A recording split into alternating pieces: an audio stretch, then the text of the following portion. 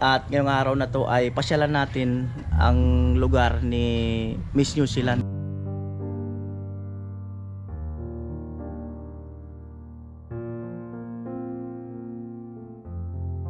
Nung si papa mo ay isang OFW, malaki ba yung yung naitutulong sa inyo nung pangkabuhayan na naibigay ng DSWD?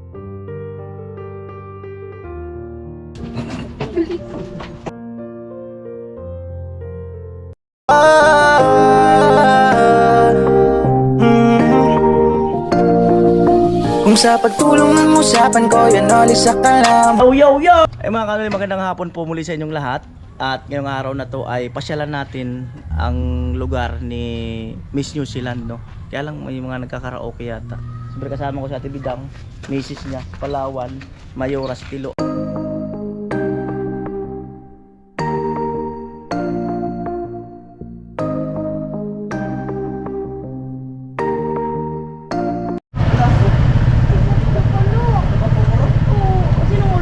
Magtitinda po sa tinapay. Kasulang.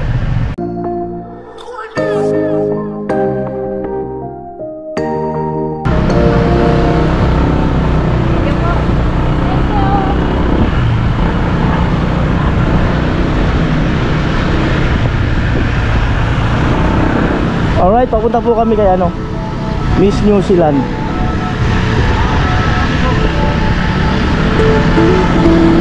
Ngayon lang ako nakadaan dito.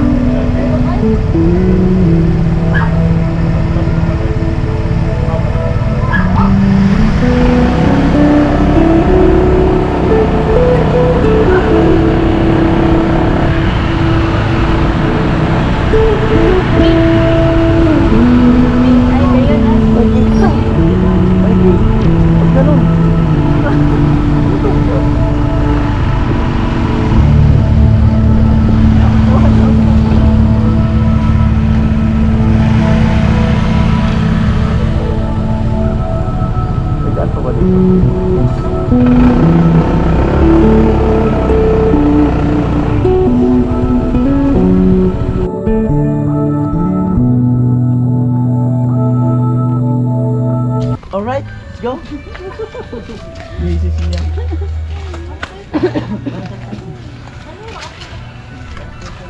Saan ka lang? Tanggal mo yung helmet mo. Amo to. Tanggal mo yung helmet mo para hindi na maamit.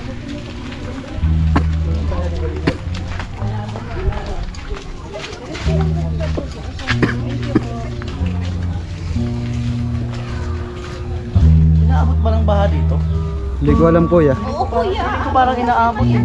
Oo. Kita ko na.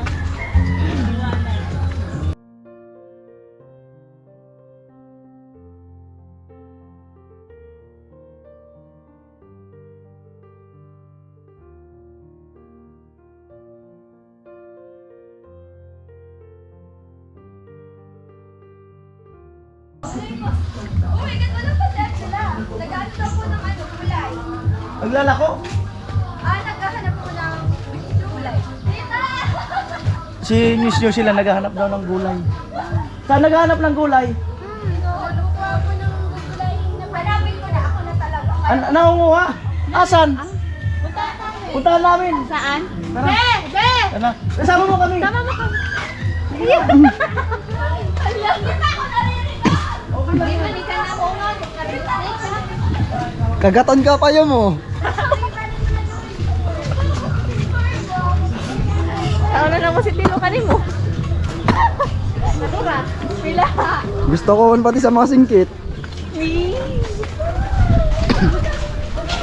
Relax lang, relax. Be, ako lang to. Oh my God.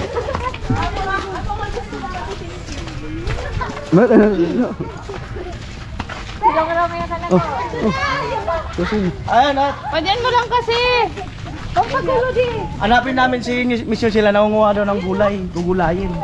Asan? Asan? Nangunguha ng gugulayin. Oh.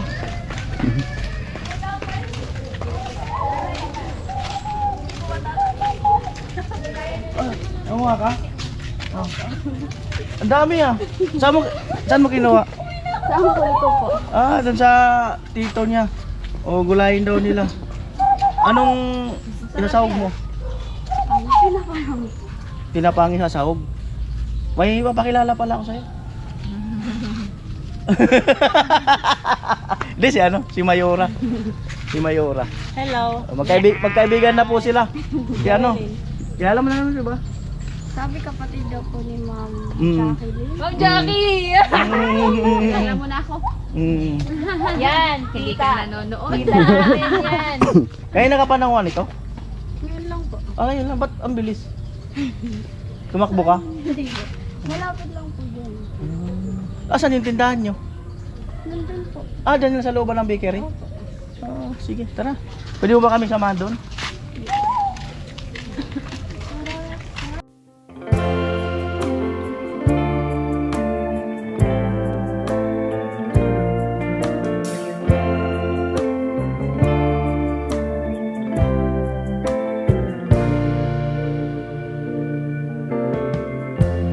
Lighten up, take me on your magic river.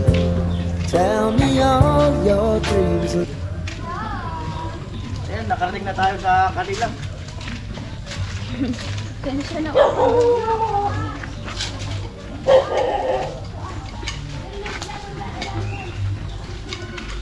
Laking bahay to. Sangkol ko po. Sa tito ko po. Binabaha ba dito? Opo. Teka lang, ano? Miss New Zealand. Binabaha dito? Abot saan yung tubig dito pag binabaha? Nung bumagyo po bubong na lang kita sa bahay namin. Oh, saan kayo lumikas? Diyan po sa barangay hall. Tapos sa barangay hall, abot Nasa saan? taas po kami. Yung second floor ng barangay hall, inabot? Hindi na. Hindi na po. Ibig sabihin, binabaha pala talaga dito. Tapos yung lupa na yan sa inyo. Opo. Hmm. Ay, yan po sa ano yan sa tito ko. Ito po talaga yung lupa namin. Tapos, hati-hati po silang magkakapatid. Ah, yun yung side na lupa nyo. Opo. Hmm. Sinabi mo ba sa mga magulang mo na titikman namin yung ano yung empanada nyo? Spanish? Sinabi mo ba na titikman namin yung tinapay? Yung iba't ibang Yung sinabi. Alam nila na pupunta kami? Ano nangyari tayo? Baka mamaya hindi tayo welcome. Okay lang po. Ha? Okay lang. Seryoso? Wala ko kasi sa kusan. Ha? Offline. Oo. Nagtampong ako eh. Nagtampo ni Jamela kasi nag-offline. Nagtinda po kasi ako. Umikot. Anong tininda mo? Tinapay. Seryoso? Opo, dito po sa mga kapitbahay, sa kabarangay. Oh, sipag no? Apakasipag no? Sipin mo naglako siya. Naglalako ng mga gulay. Tapos kanina naman tinapay. Hindi ka nahiya naglalako. Ano iniisip mo? Iniisip mo na lang. Bakit naman po mahiya? Hindi naman ako nagnanakaw. Tama. Tsaka marangal naman ginawa. Maganda ka naman. Mahiya, maganda man siya. Ba't siya mahiya? Pag naglalako ka, marami bang nagsasabi na how to be you? Ha? Wala. Tingin ka sa camera. Nung napanood mo yung vlog, nung na-edit ko na, anong naramdaman mo? Masaya po. Dahil? Awis na talaga siya, Jami. Oh, ba't pinapawisan ka? Oo. Tapos napanood yung mga classmate mo, di ba? Ano sabi ng mga classmate mo? Sikat na daw po. Oo, di ba, no? May sikat na po ako Oo. ng classmate. Artista. O, tara, punta muna tayo dun sa kanila. Mauna ka. Classmate niya si Martin sa Crystal. Ayan. Opo, si Martin. Di ba nangagat? Hindi po ba nangagat ng gwapo? Hindi naman po. Hello! Kami kakagatin ko yan. Ah! Ito yung mama ni, ano, ni Miss New Zealand. Hello po, napasyal po kami biglaan. Nagkahiyaan kami dahil, Magandang hapon po. Okay lang po ba? okay lang po ba na, yung mister niyo po? Nag-ano po, may pinuntahan. Okay lang naman na. Ayan. At ito daw yung bakery. Ah, bakery yung ano nila. Upo ang pawit. Uben. Okay lang po ba pumasok? Okay lang? So, ito yung kanilang... Pangit po. Asa kasi ano? Ubus ang pinapay mo. Halika rito ano? Ah, empanada. Ito yung mga kami sa ano. Oh. So, ayan. So, ito ang tinapay nila. Yan. At ito naman yung kanilang oven. Yan. Oven. Ah, masipag na bata. Ay, ito! Masarap to! Ito yung machine nyo na pang... Ay, amo! Ay, yes! Ito yung machine nyo na pang... Anong tawag dito sa machine na to? Pangmasayan! Pang Okay na po. Gumagana pa to. Opo. Tapos dito kayo ano ng tinapay, yung ginaganon-ganon. Minaman. Ay, wala pala kayong bahay, te? Wala po. Asan po yung dati yung bahay? Bali, sa Zone 5, sa Zone, ayaw ko dun. Kaya nag-ano po kami dito. Dito talagang lupa. Kaya nakikitira kayo rito. Ito yung ano ng luma na bahay ng mama ko at saka papa ko, kaso patay na po. Kaya kayo muna nakikitira dito. So grabe mga kanol, coincident no. Isipin mo yun na mabablog natin si Miss New Zealand. Wala pala silang bahay, no. Nakikitira din lang sila. At bukod doon, sila ay binigyan lang ng DSWD ng mga oven sangkap sa paggawa ng tinapay, yung balik probinsya. Opo. Tapos pinuhunan nyo ng ganyan. Kas po yung binigay. Kas ang Kami po binigay. ng ano, kasi yung trabaho po ng asawa ko bali, panadero po. Nangangamuhan sa San Vicente. Mm. Kanila, Madam Tigi. Masipag yung anak nyo, no? Sipin mo naglalako.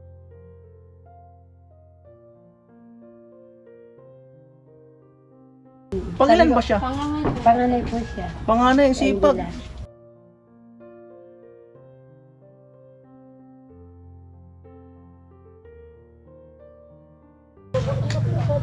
Ano yung tinapay yung ano ang tinapay mo may offer sa amin? Wala po kasi yung panligas. Ito, kinakain namin. Ano na Panligas PBO yun ang ano lang possible mong may offer? Ano po yun? Ano? Starbucks. Star bread daw. Di po. Star bread daw may offer niya sa amin.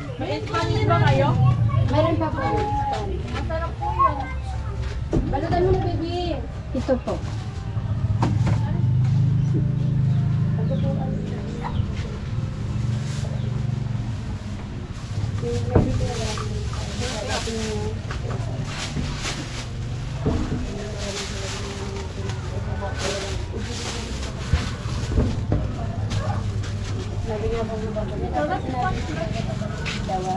Ah! So ito, binalutan niya na kami kaagad. So, hindi ba hindi kami magtitigas, kakainin namin dito. Ayan. Oh, tikman niyo na yung tinapay nila. Oh, tingin lang. Ito na tubig. Pasalangan na si at Didi. Oh, mag-iinit pa na sila ng tubig. O, tikman natin yung ano, yung tinapay nilang gawa. Hindi na po. Sawa dito. Titikman na natin. Nahulog. Star bread. Lipstick po. Alam ko tutok yan. Star bread. Minsan po kasi yung tawag nila tutok. Matagal na po bang panadero si Mr. Mo? Opo. Bali ito po 3 years na po itong ano namin. Pero yung ano po namin, hindi naman po araw-araw kami gumawa. Akala ko ang pwesto. By 2 times a week. mo, be? 2 times a week lang. Nama? Bakit? Kasi po, ano, hindi meron po sa minsan hindi may tindahan meron. Pero wala kayong tindahan sa labas. sila. Wala kami Dito lang talaga? Sa ano. Yung bali po yung pagtinda po namin, tama nga po tindahan. Ano mga tinapay ang kayang gawin ni mister mo? Marami po. Yung panigaspi, panipupo. Panligaspi. Pandinaga, kaya niya. Sursogon, pandisursogon, gano'n. Sawa na kami sa Joke lang. panligaspi. Ano pa po, panligaspi? Yung ano po, slice bread pag December. Oo. Marami din po siya ng ano yung cake, kaso wala kami isang materials. Yung pang mix po. Ano lang po, so yung pang ano lang na ano. Maano yung anak niya? Araw-araw. Yung masipag yung anak niya? Yung lalako. Ito mga kanoli, no? Ang nakikita kong possible sa kanila, kasi masipag naman sila, yung masipag maglako, ganun. So ang kailangan nila, feeling ko, pwesto. Mailabas yung itong talento nila sa highway. Oo, malayo kasi. Oo, para mas dumami ang kanilang mga suki. So, pwedeng umaga pa lang, makapagtinda na sila kaagad ng pandesal, ganon. Tapos sa hapon naman, yung mga ibang variety na tinapay. So, may potential sila kung tutuusin. Kaya lang, puhunan lang talaga. Yan, tingnan natin ang ang magiging future ni ni Miss New Zealand. Kuya, dinapay kuya. Pa, Oh. Nag-init pa tayo ng tubig. Grabe. Masarap. Siyempre mo na si Robby sa ano, kape. amo talaga ay. Thank you very much. Dito, be. Dito. Yan. Lo, Nagbigay kapilo. ng kopi. Kape. Kopi. Grabe. Ate, ikaw. Dito na kayo. Dito ka. Dito ka lang. Di mo ba kami sasamahan? Samahan mo kami dito. Dito ka lang. Samahan mo kami dito. Ikaw na ang baby ko. Eh! Amo talaga. Yung maitim sa'yo. Ayan. Lo, kape ka na. Kape na Kaya lo. ba, bibigyan mo. Ano to? Salamat sa'yo. Bigyan mo ito kay Kuya Bobby. Atin na lang kami, kuya. Yan, sige, wala naman mag-ano. Sa isang linggo, 2 beses lang kayo nagluluto ng tinapay. Dahil sa maraming ganun. Maraming kakompetensya, ganun. Tapos, kahit galing ka sa school or before, tumutulong ka sa paggawa ng tinapay. Tapos, sa umaga or hapon, nagtitinda ka. Magkano ang nagiging puhunan nyo sa pag ng tinapay, paggawa, sa isang luto? Ano po, 4,000 ata. 4,000 Opo. sa isang masa. 4,000 pesos sa isang lutuan. Pero huwag natin tanungin kung magkano tutubuin nun, siyempre. Pero okay naman ang kita. Sana. Pero kung bibigyan ka ng pagkakataon, mas gusto mo bang dito na lang ang negosyo nyo o mas gusto nyo mas mailabas? Mas maganda pong ilalabas kasi ano, ano sa tao. Kasi dito po, looban pa po sa amin. Kung nasa gilid sana ng kalsada, mas maraming dumadaan, mas maraming makakapili ng ano namin, luto. Tinapay.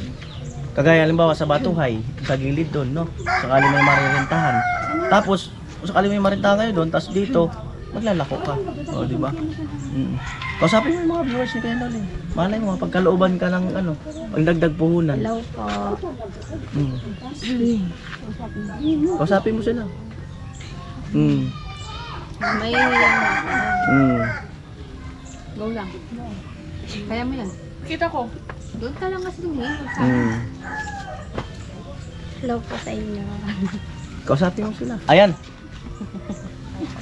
Kausapin mo sila na ang channel ni Kuya Noli ay marami nang napatunayan, no?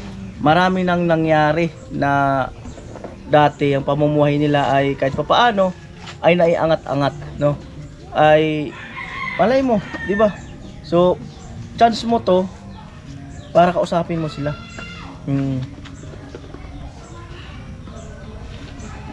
Hello po sa inyo. Ako po si Miss New Zealand daw, sabi nila. May bakery po kami, maliit lang siya, dito lang po sa bahay namin. Bigay lang nga po ng balikbayan. Nag-abroad po kasi si Papa, tapos yung mga umuwi po siya nung nagka-COVID, tapos dito na siya nagtrabaho, tapos pinalad kaming mabigyan ng pera para magkaroon ng negosyo, kumbaga yung puhunan. Tapos ito po yung naisip ni Papa kasi dati po siyang nagtatrabaho sa bakery ni sa Bato po. Saka ma-experience na po siya sa paggawa ng tinapay kasi bata pa lang po gumagawa na siya ng tinapay. Tinuruan na po siya ng tita niya. Yung tita niya po kasi dati may bakery. Tapos doon po siya natuto magluto ng tinapay. Kaya ito po yung naisip niyang negosyo. Tapos hanggang ngayon po, nagluluto kami ng tinapay. Nung si Papa mo ay isang OFW, ang dami makaka-relate dito. Simula nung pandemic, yung mga kababayan nating OFW, yung iba na-advance yung pag-uwi, yung iba ay hindi naka-uwi. Kasi nga, ang daming proseso. No, yung papa niya, isa sa umuwi dahil na nung pandemic at napagkalooban nung ganyan na puhunan. Malaki ba yung yung naitutulong sa inyo nung pangkabuhayan na naibigay ng DSWD? Opo. Ano ang dati yung buhay nung OFW pa si papa mo, tapos dito lang kayo na umaasa lang kayo sa padala ni papa mo? Ano yung pamumuhay niyo noon? Kaya lang naman po, natutugunan naman yung mga pang-araw-araw namin pangailangan. Nakapag-aral naman po kami ng maayos. Pero mas okay po ngayon kasi kasama po namin si Papa dito. Di po siya nasa malayo, kagaya nung nag-abroad siya.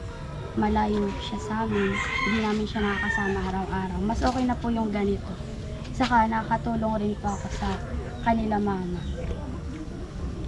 Ayan, bali, nako, ang dami talaga na kinakatok natin yung mga OFW dyan. Kababayan natin yung OFW. Tingnan natin kung yung mangyayari sa vlog natin sa kanya. Kasi sabi ko nga, ang nakikita ko dito ay kailangan mailabas yung kanilang negosyo para mas kumita sila ng mas maganda. So, tingnan natin ang magiging future. Ayan. Magkano kinita mo kanina sa paglalako mo? Isang daan ata po. 100 pesos? Dito lang naman po kasi. Oo, 100 pesos. 100 pesos daw yung... May pumupunta naman po para bumili. Bukod sa paglalako ko, binabayad. So yung mga kanuli, ang 100 pesos is ang zero nun, dalawa. Gawin natin 3 zero, yung 100 niya. Prampo yan, Oli. Thank you po. Thank you. Maraming salamat po. Last time binigyan nyo rin ako ng pera. Tapos ngayon binigyan nyo ulit ako. Maraming salamat po. Ipagpatuloy mo yung yung pagiging masipag at wag maging mahiyain. Yung iba kasi nahihiya na maglako. No? Nahihiya talaga Kaya ipagpatuloy mo yung katangian mo, yung tulungan mo sila mama mo. So yung mga kanoli, ito na po ang part 2 natin kay Miss New Zealand. At nakarating na tayo sa kanilang bahay. At sila ay nakikitira lang dito sa bahay na to na sa kanilang kamag-anak. So maraming salamat mga kanoli. Mababay ka na.